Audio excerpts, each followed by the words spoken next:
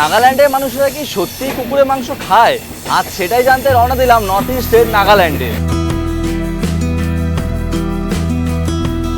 কত কুকুর দেখো নিচে বস্তায় ভরে ভরে বাঁধা রয়েছে, মুখ টুক বেঁধে রেখে দিয়েছে। অজানাকে জানতে, নতুন কিছু চিনতে আবারও বেরিয়ে পড়লাম।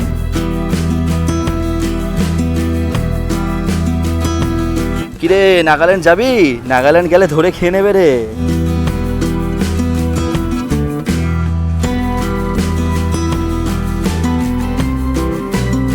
একটা সময় ছিল যখন এই কাছাইরা এই দিমাপুর অথবা পার্শ্ববর্তী রাজ্যগুলো শাসন করতেন, তখন কিন্তু এই কাছাই রাজবাড়ি তৈরি করেছিলেন। হেই হ্যালো বন্ধুরা, কেমন আছো সবাই? আশা করছি সবাই ভালো আছো, সুস্থ আছো। চলে আসলাম আবার একটা ব্র্যান্ড নিউ জার্নি ভিডিওতে, নিত্য নতুন একটা ভিডিওতে তোমার সবাইকে জানাই সুস্বাগতম। আজ 15 জুন 2026, এই মুহূর্তে আমি দাঁড়িয়ে আছি কলকাতা স্টেশনের বাইরে। আর আজকের গন্তব্য নর্থ ইস্টের আরও একটা সুন্দরতম শহর নাগাল্যান্ড। নাগাল্যান্ড রাজ্যকে এক্সপ্লোর করতে যেতে হলে আমার সর্বপ্রথম পৌঁছাতে হবে দিমাপুর স্টেশনে। আর দিমাপুর পৌঁছানোর জন্য অনেক ট্রেনই রয়েছে, যেমন বিবেক এক্সপ্রেস, কামরূপ এক্সপ্রেস। তবে আজকে আমরা একটু অন্যভাবে যাচ্ছি।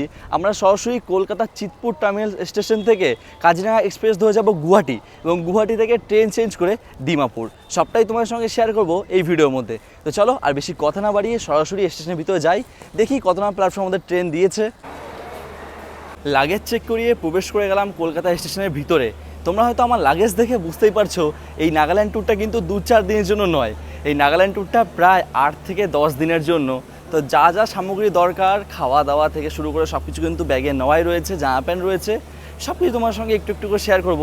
এখন আপাতত ট্রেনের কাছে যাই, ব্যাগ কিন্তু অনেক ভারী, ব্যাগগুলো রেখে তারপর তোমার সঙ্গে কথা বলছি। আর আমাদের কাজিরাঙা এক্সপ্রেস কিন্তু দিয়ে দিয়েছে প্ল্যাটফর্ম নাম্বার 3-এ। আর আজকে আমার কোচ রয়েছে S3, সিট নাম্বার 80, সাইড আপার। এই দাঁড়িয়ে রয়েছে আমাদের কাজিরাঙা এক্সপ্রেস S3, এটাই হচ্ছে কিন্তু আমার কোচ নাম্বার। ওই দিক থেকে প্রবেশ করি, ওইদিকে আমাদের সিট রয়েছে। তো এই হচ্ছে কিন্তু ভিতরটা। প্রবেশ করেই ঠিক এই পাশে আমার সিট রয়েছে, এইটা সিট নাম্বার 80। ওপর রয়েছে সিট নাম্বার 80, নিচে রয়েছে 79। তো এটাও আমাদেরই একজনের রয়েছে, আর উপরে এটাও আমার। এই মুহূর্তে কলকাতা শহর জুড়ে কিন্তু ভালোই গরম রয়েছে, তাই কিছুদিনের ছুটি কাটাতে রওনা দিলাম নর্থ ইস্টের নাগাল্যান্ডে। সামনে কিন্তু বর্ষায় কিন্তু নর্থ ইস্ট অপূর্ব সৌন্দর্যে সেজে ওঠে। সময় তো আমাদের এই ট্রেন ছাড়ার সময়টাই বলা হয়নি। আমাদের এই ট্রেন কিন্তু সকাল 9:05 ছেড়ে থাকে এবং গুয়াহাটি সকাল 4টার সময় পৌঁছে দেয়, মানে ভোরবেলায়। তো আমরা ভোরবেলায় নামবো, তারপর আবার 6টার সময় অন্য ট্রেন ধরে রওনা দেবো দিমাপুরের দিকে। একদম নির্দিষ্ট সময় আমাদের ট্রেন ছাড়লো কলকাতার চিতপুর টার্মিনাল থেকে।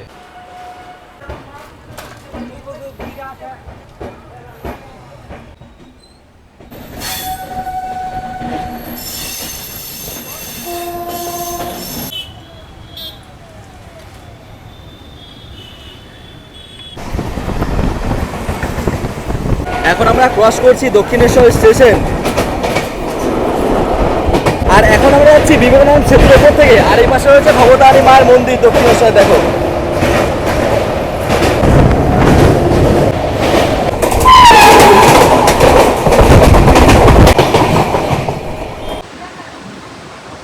এই মুহূর্তে ট্রেন কিন্তু তার নিজস্ব গতিতে ছুটে চলেছে।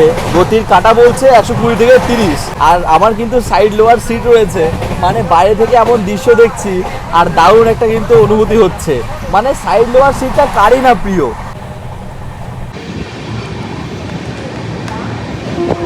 এই মুহূর্তে আমাদের ট্রেন এসে পৌঁছালো তার যাত্রাপথের প্রথম হল্ট বর্ধমান জংশন রেলওয়ে স্টেশনে।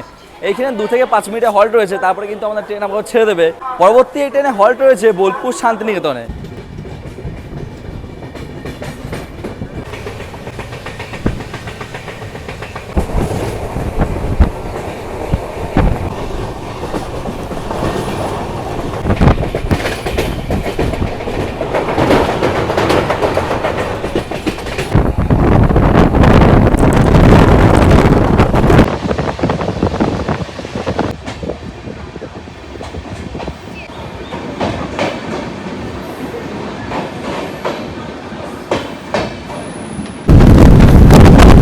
এখন ঘড়ি কাটার সময় বলছে দুপুর 1টা।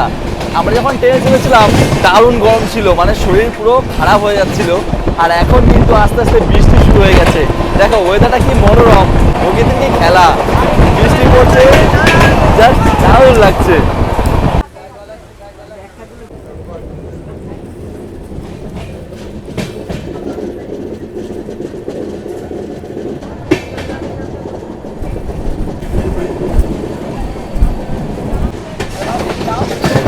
দেখো কি বৃষ্টি হচ্ছে, বাপরে বাপ, বাইরে পুরো ঝড় চলছে, ঝড়, সাদা হয়ে গেছে বৃষ্টি, সাদা দেখো।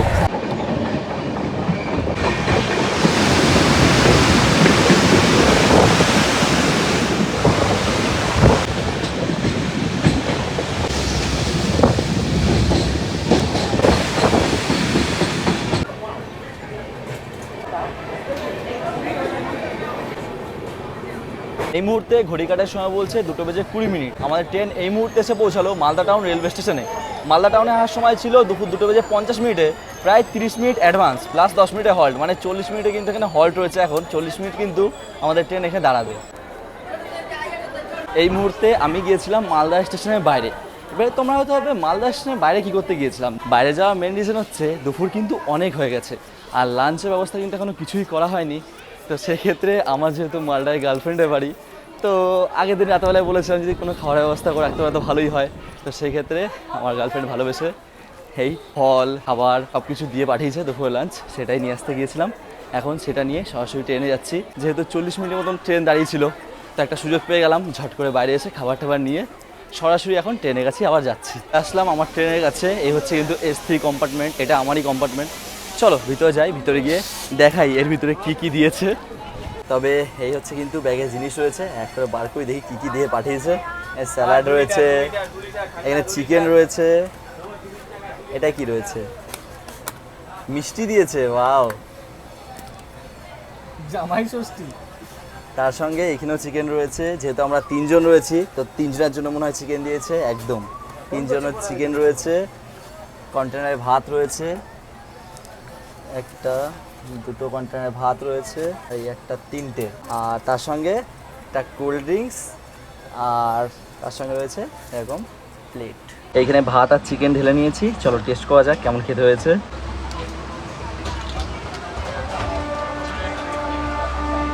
মানে পুরো ঘরোয়া স্বাদ, বলার কিছু নেই, A1, দারুণ লাগলো। সম্পদ ভাই কেমন লাগলো? দুর্দান্ত দুর্দান্ত। অপূর্ব? আমি তো প্রথমেই বললাম দারুণ টেস্ট।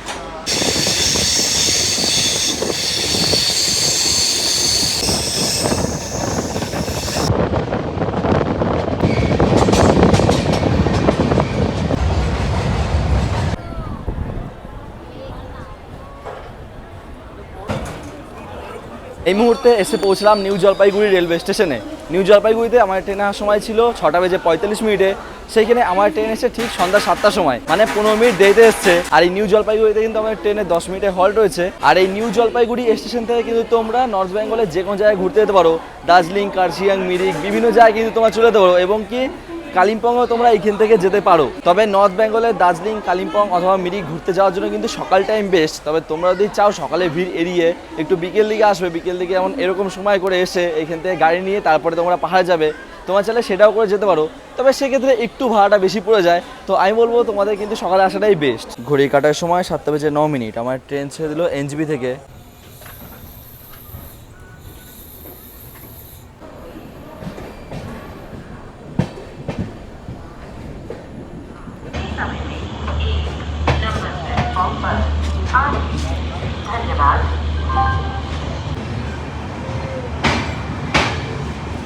কলকাতা থেকে 1003 কিলোমিটার যাত্রাপথ অতিক্রম করে এই মুহূর্তে এসে পৌঁছলাম গুয়াহাটিতে। এবারে একটু ওয়েটিং রুমে যাবো, ওয়েটিং রুমে ফ্রেশ হব, ফ্রেশ হয়ে একবারে ট্রেন চেঞ্জ করে রওনা দেবো আমরা সরাসরি ডিমাপুরের উদ্দেশ্যে। আর আমাদের পরবর্তী ট্রেন রয়েছে গুয়াহাটি থেকে জোরহাট টাউন জনশতাব্দী এক্সপ্রেস, সেই ট্রেন ধরে এখন আমরা যাবো ডিমাপুর। এই মুহূর্তে চলে আসলাম এসি ওয়েটিং হলে। আমাদের এখানে ঘন্টায় 20 টাকা করে নেওয়া হলো। আমরা যেহেতু ভোরবেলা 4:30 নাগাদ গুয়াহাটিতে পৌঁছেছি, আর আমাদের পরবর্তী ট্রেন রয়েছে 6টার সময় গুয়াহাটি থেকে জোরহাট টাউন জনশতাব্দী এক্সপ্রেস, সেই ট্রেনে করে ডিমাপুর যাব। তবে আমাদের হাতে কিন্তু এখন 2 ঘন্টা মতন সময় রয়েছে, তার জন্য এই এসি ওয়েটিং হলের 1 ঘন্টা অ্যাক্সেস নিয়ে নিলাম। এবার এখানে কিছুক্ষণ ফ্রেশ হবো, ফ্রেশ হয়ে তারপরে একবারে সরাসরি চলে যাবো ট্রেনের কাছে। আমাদের ট্রেন কিন্তু দিয়েছে ট্রেন নাম্বার 12067 জনশতাব্দী এক্সপ্রেস, 6:20 6 নম্বর প্ল্যাটফর্ম থেকে ছাড়বে। আমাদের ট্রেন কিন্তু দিয়েছে প্ল্যাটফর্ম নাম্বার 6-এ, এই হচ্ছে আমাদের ট্রেন। আর আমাদের আছে কোচ নাম্বার হচ্ছে D1, কোচ রয়েছে একদম সামনের দিকে। এই হচ্ছে কিন্তু আমাদের train Guwahati Jorhat town, coach number D1। চলো ভিতরে প্রবেশ করি, এন্ট্রেন্স রয়েছে এদিকে। ভিতরে প্রবেশ করেই মোটামুটি যা দেখা যাচ্ছে ভিড় কিন্তু রয়েছে, যেহেতু জনশতাব্দী এক্সপ্রেস। এই হচ্ছে কিন্তু আমাদের সেকেন্ড সিটিং রিজার্ভেশনের কোচ। আর এইখানে আমাদের সিট রয়েছে, সিট নাম্বার 49, 50, 51। এই হচ্ছে আমাদের সিট। ফাইনালি ট্রেনে উঠে পড়েছি। এবার তোমাদের একবার আমাদের এই ট্রেনের টাইমিংগুলো জানিয়ে দিই। আমাদের এই জনশতাব্দী এক্সপ্রেস গুয়াহাটি থেকে ছেড়ে থাকে সকাল 6:20 এবং আমাদের দিমাপুর পৌঁছে দেয় সকাল 10:15। আমাদের যাত্রাপথের সময় লাগে 4 ঘন্টার কাছাকাছি। আর এই ট্রেনটা কিন্তু সরাসরি জোরহাট টাউন চলে যাবে, তবে আমরা দিমাপুর নেমে পড়বো এই ট্রেন থেকে। ঘড়ি কাটার সময় বলছে সকাল 6:20। নির্দিষ্ট সময় আমাদের ট্রেন ছেড়ে দিল গুয়াহাটি থেকে।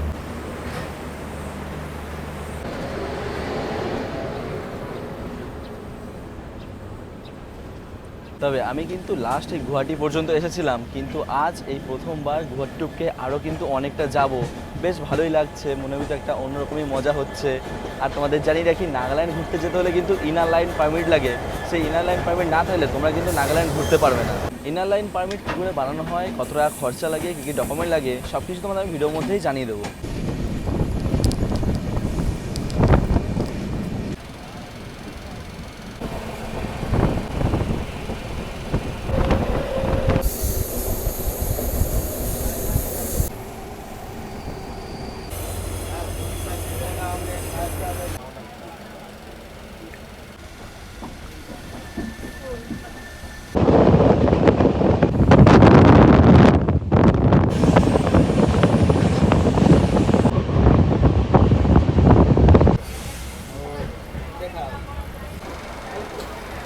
ফাইনালি এই মুহূর্তে এসে পৌঁছালাম নাগাল্যান্ডের দিমাপুরে। কালকে রাতে ভালোভাবে ঘুমানো হয়নি, তো সেই ক্ষেত্রে তোমাদের কিন্তু এই ট্রেন জার্নিতে কিচ্ছু দেখাতে পারিনি।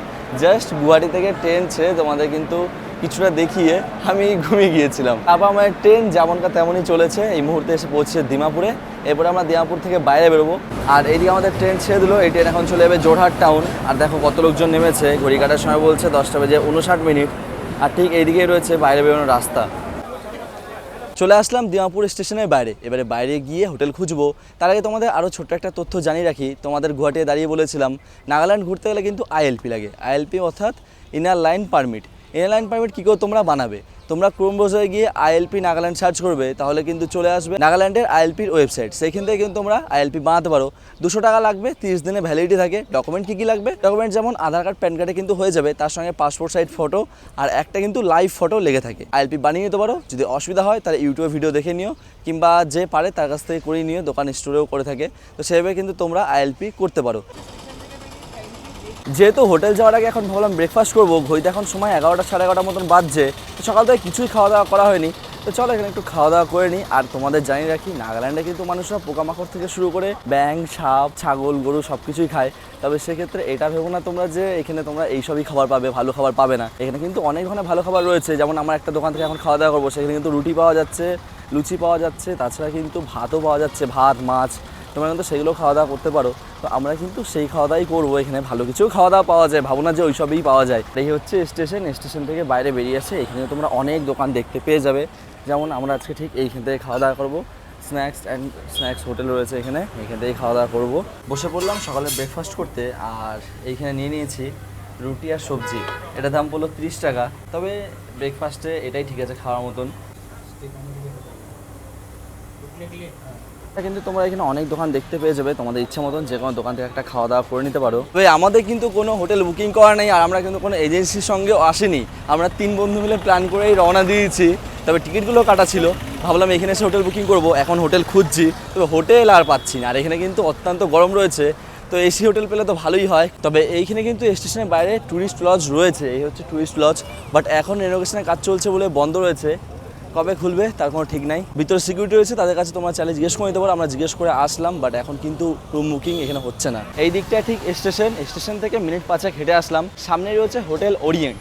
এইখানে একটু রুম চেক আউট করে দেখলাম, মোটামুটি রুমগুলো ভালো লাগলো। কম প্রাইসের রুম রয়েছে। তো উপরে রিসেপশনে ব্যাগ রাখা হয়েছে। চলো তোমাদের একবার রুমগুলো ঘুরে দেখাই। এইখানে আমরা রুম নিয়েছি, এখানে আমরা 2 দিন থাকবো। তারপর আমরা চলে যাবো কোহিমা। এই সামনে রয়েছে রোড থেকে এসে এই পাশে তোমাদের এন্টার করে যেতে হবে। এই দিক থেকে ওপরে সামনে উঠে যেতে হবে। তবে আমরা এখানে 3-4টা হোটেলে ঘুরলাম, তবে সেইখানে প্রত্যেকটা রুম 2000-2500 দাম বলছে। তবে এইখানে কিছু রুমের দাম একটু কম লাগলো, তাই এখানেই আসলাম। ওপরে উঠে এসে সামনেই রয়েছে এই রিসেপশন। আমরা এখানে ব্যাগ রেখে দিয়েছি, বসার জায়গা রয়েছে। এই হচ্ছে রিসেপশন। তো এইখানে আমরা ডকুমেন্ট দিয়ে চেক আউট করে নিলাম। এখানে কিন্তু আধার কার্ডটাই লাগে ডকুমেন্ট চেক আউটের জন্য। দিদি, इधर रूम प्राइस कितने से स्टार्ट होता है? सिंगल 600, डबल 1000 और एसी 1500, 2500। তো তোমরা কিন্তু এরকম রুম প্রাইস পেয়ে যাবে, মোটামুটি রিজনেবল প্রাইস রয়েছে। 3 জন হলে হামেশাই তোমরা থাকতে পারবে। চলো তোমাদের একবার রুমটা ঘুরে নিয়ে আসি। ঠিক এই দিক থেকে প্রবেশ করলাম, এই হচ্ছে রিসেপশন, আর এই দিকে রয়েছে আমাদের রুম। চলো ওপরে যাই, এই ওপর রুম রয়েছে, এইদিকে আমাদের রুম রয়েছে। এই হচ্ছে কিন্তু আমাদের রুম নাম্বার 616। চলো ভিতরে প্রবেশ করি। এই হচ্ছে রুম, দেখো কত বড় রুম রয়েছে। ভিতরে প্রবেশ করে এই বেড রয়েছে, এখানে কিন্তু ব্ল্যাঙ্কেট দেওয়া রয়েছে, টাওয়াল রয়েছে, এখানে টি টেবিল রয়েছে, একটা এখানে বেড টেবিল দেখা যাচ্ছে, এই পাশে একটা বেড টেবিল রয়েছে, ল্যান্ডলাইন রয়েছে, আর এইখানে কিন্তু রয়েছে এসি, ফ্যান, আর এখানে তো একটা ম্যাট্রেস দেখা যাচ্ছে। তার সঙ্গে কিন্তু এখানে রয়েছে চেয়ার, এখানে বসার জায়গা রয়েছে। ঠিক এই দিকটায় চলে আসলে এইখানটায় কিন্তু দেখো রয়েছে একটা এরকম বড় মিরর, সেই হাই, আর এই পাশে একটা এরকম ওয়ার্ড্রপ রয়েছে, আমরা ব্যাগ রেখে দিয়েছি, আর এখানে আছে একটা জানালা। এই জানালা থেকে বাইরে কিন্তু তোমরা নাগাল্যান্ডের কিছু ঘরবাড়ি দেখতে পারবে। তবে এই পাশটা কিন্তু হাই রোডটা বা শহর নয়, এই পাশটা কিন্তু নর্মাল এমনি বাসিন্দাদের ঘরবাড়ি রয়েছে।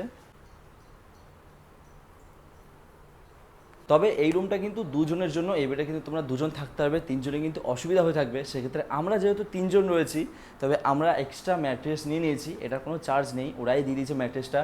আর এই রুম প্রাইসটা এসি সহকারে মাত্র 1500 টাকায়। তবে আমরা বার্গেনিং করে 1200 টাকা নিয়েছি, মানে মাথা পিছু 400 করে পড়লো।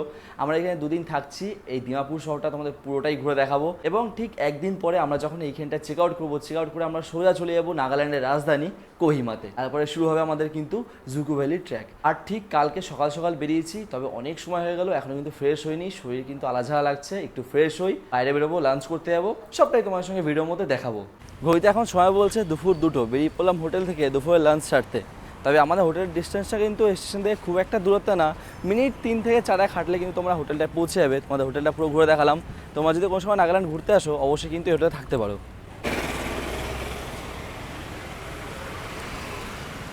চলে আসলাম এই মুহূর্তে একটা হোটেল দুপুরে লাঞ্চ সারতে। হোটেলের নাম হচ্ছে শঙ্কর হোটেল। আমাদের হোটেল থেকে জাস্ট একটু চলে আসলে তোমরা কিন্তু হোটেলে দেখতে পেয়ে যাবে।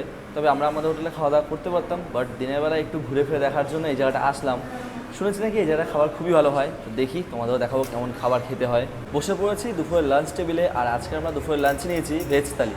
এই হচ্ছে কিন্তু আজকে আমাদের ভেজ থালি।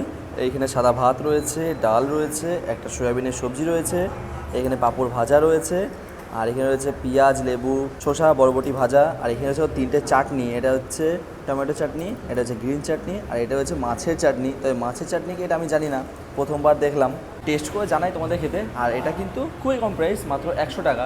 তোমরা চাইলে ভালো খাওয়া দাওয়া করতে এইখানে আসতেই পারো। তাছাড়া তোমরা কিন্তু এখানে চিকেন থালি, ফিশ থালি অথবা মাটন থালিও পেয়ে যাবে, যেটা কিন্তু একদম কম প্রাইসে অ্যাভেলেবেল রয়েছে।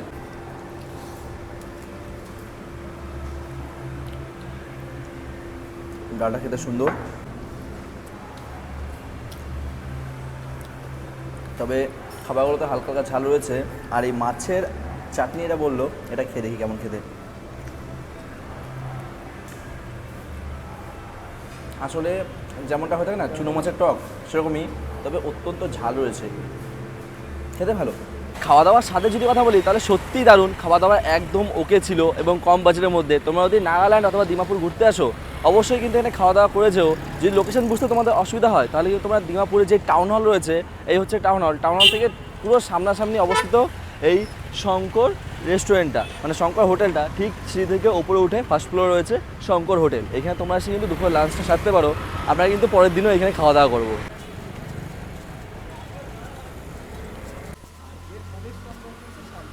দুপুরের লাঞ্চ কমপ্লিট করে এই মুহূর্তে চলে আসলাম কাছারি রাজবাড়িতে। এই হচ্ছে কিন্তু সেই রাজবাড়ি, এন্ট্রেন্সটা কিন্তু ঠিক এই দিকটায় রয়েছে। আর এই রাজবাড়িটা কিন্তু সকাল 9টার সময় খোলা হয় এবং বিকেল 4টের সময় বন্ধ হয়ে যায়। এই হচ্ছে কিন্তু এন্ট্রি গেট রয়েছে। ভিতরে প্রবেশ করে গেলাম, জায়গাটা তোমাদের ঘুরে দেখাচ্ছি, খুব সুন্দর জায়গা রয়েছে। তবে প্রবেশ করে দুটো সিকিউরিটি গার্ড বসে রয়েছে। আমি হয়তো ভাবলাম এখানে টিকিট কাউন্টার রয়েছে, তবে দেখি না, এখানে টিকিট কাউন্টার না, এখানে প্রেজেন্ট করতে হচ্ছে। তবে আগে এই জায়গাটা প্রবেশ করতে গেলে কিন্তু 50 টাকার টিকিট লাগতো। তবে এখন সেই টিকিটটা সরিয়ে দিয়ে জাস্ট নাম প্রেজেন্ট করলেই তোমরা কিন্তু এখানে প্রবেশ করে যেতে পারবে। আর এই কাছেই রাজবাড়িটা দেখো কত সুন্দর দেখতে, চারিপাশটা সবুজে পুরো ভরপুর, দেখতে জাস্ট দারুণ লাগছে। কাছারি রাজবাড়ি, এই কাছারি রাজবাড়ি কিন্তু কাছারিদের বংশধররাই বানিয়েছিলেন 10ম শতকের আমলে। তখন কিন্তু এই জায়গাটা পুরো নির্মাণ করেছিলেন। আর এই ভিতরে দেখো কিছু স্তম্ভ পড়ে রয়েছে, যেগুলো কিন্তু অনেকটা মাশরুমের মতন দেখতে। আর এই স্তম্ভগুলোর গায়ে কিন্তু শিলালিপি লেখা রয়েছে। আমরা ঠিক ওই দিক থেকে এইদিকে চলে আসলাম, আর এই দিকটাও কিন্তু সেই ধ্বংসাবশেষ পড়ে রয়েছে। একটা সময় ছিল যখন এই কাছাইরা এই দিমাপুর অথবা পার্শ্ববর্তী রাজ্যগুলো শাসন করতেন, তখন কিন্তু এই কাছাই রাজবাড়ি তৈরি করেছিলেন। পরবর্তী সময়ে অহোম রাজারা এই জায়গাটা আক্রমণ করে দখল করে নেন। তারপরে আর এই জায়গাটা ঠিকঠাক দেখাশোনা না করায় এই জায়গাটা কিন্তু এরকমভাবেই রয়ে গেছেন। এখন কিন্তু এই জায়গাটা কাছাই রাজবাড়ির ইতিহাস রয়ে গেছে। তবে এই কাছাই রাজবাড়ি দিমাপুরের খুবই বিখ্যাত একটা জায়গা। এই কাছাই রাজবাড়িতে প্রবেশ করে তোমরা কিছুটা চলে আসলে এরকম একটা স্তম্ভ দেখতে পেয়ে যাবে। তবে এই স্তম্ভটা এখন পুরোটাই ঘেরা দেওয়া রয়েছে, লোহার এরকম ঘেরা দিয়ে। সামনে যদি তোমরা চলে আসো, সামনে এই দিকটায় রয়েছে কিন্তু একটা লেক। চলো তোমাদের লেকটাও ঘুরিয়ে নিয়ে আসি। আর এই কাছাই রাজবাড়ির চত্বরের মধ্যে রয়েছে এরকম একটা লেক, পুরোটাই কিন্তু চারিপাশ থেকে বাঁধানো। তবে এইটা এখনও কিন্তু ঠিকঠাকভাবে পরিষ্কার পরিচ্ছন্ন করা হয়নি, তার জন্য ঘাসে কচুরিপানাতে ভর্তি হয়ে গেছে। আর এইখানে এসে বুঝতে পারলাম এই আশেপাশের যে লোকাল মানুষজন রয়েছে তারা এইখানে বিকেলবেলাটা কিছুটা সময় কাটাতে আসে। তবে ভালো জায়গা, তোমরা যদি নাগাল্যান্ড ঘুরতে আসো অবশ্যই কিন্তু এই জায়গাটা ঘুরে যাও, খুবই বিখ্যাত একটা জায়গা কাছারি রাজবাড়ি। তবে তোমরা যারা পরবর্তী দিনে নাগাল্যান্ডে ঘুরতে আসছো তারা যদি এই দিমাপুরে স্টে করো, তাহলে এই দিমাপুরে কিন্তু 2-3টে জায়গা রয়েছে, সেগুলো তোমরা ঘুরে দেখতে পারো। যেমন রয়েছে হংকং মার্কেট, সুপার মার্কেট, এই কাছাই রাজবাড়ি, এইসব জায়গা কিন্তু তোমরা 1 থেকে 2 দিনের মধ্যে ঘুরে দেখতেই পারো।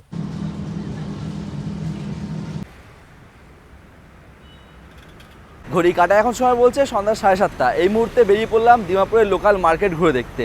তবে আসল যে মার্কেটটা রয়েছে এশিয়ার সবথেকে বড় ট্রাইবেল মার্কেট, সেই মার্কেটটা কিন্তু কালকে ঘুরে দেখবো। সেই মার্কেটে কী না নেই, তোমরা যা খুঁজবে তাই কিন্তু পাবে। আর সেই মার্কেটটাই কালকে ঘুরবো, তোমাদের পুরো মার্কেটটা ঘুরে দেখাবো। তবে এখন এখানে যে লোকাল মার্কেটটা আছে সেটা ঘুরে দেখি, আর কিছু ছোটোখাটো জিনিস কিনে সঙ্গে করে নিয়ে আসবো। আমরা যেহেতু স্টেশনের কাছে রয়েছি, তো স্টেশনের কাছেই মার্কেটের দোকানগুলো রয়েছে, সেগুলো কিন্তু বন্ধ হয়ে গেছে। তো ঠিক আমরা স্টেশন থেকে এই পাশে চলে আসলাম, মানে স্টেশন পার করে ওপারে চলে আসলাম। আর এপারে কিন্তু ফলের দোকান রয়েছে, সেখান থেকে ফল কিনবো। আর এখানে কিন্তু একটা মন্দির রয়েছে, দেখো এই হচ্ছে সেই মন্দির। তোমরা যদি কোনো নাগাল্যান্ডে ঘুরতে আসো অবশ্যই কিন্তু এই মন্দিরটা ঘুরে যেও। জাস্ট এই স্টেশনটা এই পারে আসবে, এই পারে আসলেই কিন্তু এই মন্দিরটা অবস্থিত রয়েছে। আর সামনে রয়েছে কিন্তু ফলের মার্কেট, দেখো এখানে অনেক দোকান রয়েছে, সব কিন্তু ফল থেকে শুরু করে। পিছনে কিন্তু দেখো মুদিখানার দোকান রয়েছে, ছোটোখাটো জিনিসও কিনতে পারো। এখানে কিন্তু পুজোর জিনিস বিক্রি হচ্ছে, সামনে দেখো পুজোর জিনিস বিক্রি করার দোকান রয়েছে। মুহূর্তে চলে আসলাম আমাদের রুমে, আর এখন বসে পড়েছি রাতের ডিনার সারতে। তবে রাতের ডিনার কী কী আছে তোমাদের একবার দেখাই। এইখানে আমি বসে বসে মুড়ি চানাচুর আর চিনি দিয়ে কিন্তু এই মুড়িটা খাচ্ছি, সঙ্গে রয়েছে শসা। আর অপূর্ব এখানে মুড়ি চানাচুর খাচ্ছে, দেখো কেমন লাগছে বলো রাতেবেলায়। মুড়ি আলাদা।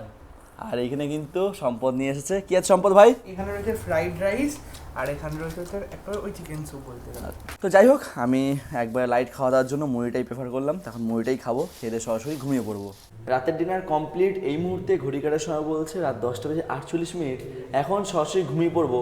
কালকে সকাল সকাল উঠতে হবে। কালকে কিন্তু এই নাগাল্যান্ড ভ্রমণের নতুন একটা চমক রয়েছে, সেটা তোমার সঙ্গে শেয়ার করবো। এবং পরশুদিন কিন্তু আমরা বেরিয়ে পড়বো এই নাগাল্যান্ডের রাজধানী কোহিমার উদ্দেশ্যে, এবং সেইখান থেকে সরাসরি চলে যাবো জুকো ভ্যালি ট্র্যাক করতে।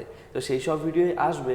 তবে নাগাল্যান্ড কিন্তু একটা ভিডিওর মধ্যে আমার কাছে কমপ্লিট করা অসম্ভব, তার জন্য আজকের এই ভিডিওটা এইখানেই শেষ করছি। পরবর্তী ভিডিও আসবে যেটা এশিয়ার সবথেকে বড় ট্রাইবেল মার্কেট, সেই মার্কেট তোমাদের এক্সপ্লোর করে দেখাবো। এবং তার পরবর্তী ভিডিও আসছে যেটা আমরা সরাসরি এইখান থেকে কোহিমা চলে যাবো, কোহিমা থেকে জুকো ভ্যালির ট্র্যাক।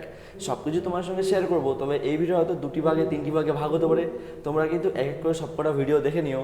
আশা করছি সব ভিডিও তোমাদের ভালো লাগবে। তবে আজকের জন্য জানাই টাটা অ্যান্ড বাই বাই। দেখা হচ্ছে পরবর্তী ভিডিওতে। সবাই ভালো থেকো অ্যান্ড সুস্থ থেকো। আর হ্যাঁ, কলকাতা থেকে ট্রেন জার্নি করে নাগাল্যান্ড পর্যন্ত আসলাম, তোমাদের কেমন লাগলো অবশ্যই কিন্তু কমেন্ট করে জানিও। ভিডিও ভালো লেগে থাকলে একটা লাইক করে দিও, আর এমনই ট্রাভেল রিলেটেড ভিডিও দেখতে হলে আমার চ্যানেলটাকে সাবস্ক্রাইব করে নিও। তো চলো বন্ধুরা, আজকের জন্য জানাই টাটা। দেখা হচ্ছে পরবর্তী ভিডিওতে। সবাই ভালো থেকো অ্যান্ড সুস্থ থেকো। The next day. চলে আসলাম মার্কেটের ভিতরে, আর এখানে কিন্তু অনেক দোকান রয়েছে। এই জায়গাটা কিন্তু অত্যন্ত বড়।